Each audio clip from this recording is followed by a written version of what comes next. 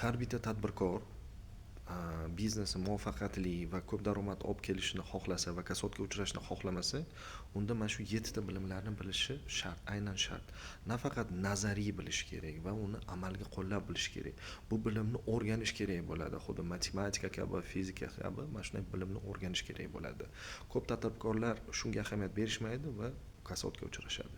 Ko'psi, masalan 60-70% 3 yilning ichida masalan kasodga uchrashadi.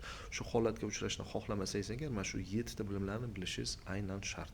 Qaysi bilimlar? Birinchisi bu sotuv. Mahsulotingiz bo'lsa, siz biznes bilan shug'ullanasiz. Keyin uni sotasiz, sotuv orqali pulni olasiz. Xo'p, sotuvni bilish kerak bo'ladi. Ikkinchisi bu reklama. Reklama marketing deyiladi. Siz reklamaga pul sarflaysiz, mijozlarni jalb qilasiz, shu orqali mahsulotingizni sotasiz. Uchinchisi, sotganingizdan keyin pul keladi, o'sha pulni to'g'ri taqsimlashingiz kerak bo'ladi. O'shandan moliya bo'limi kelib chiqadi.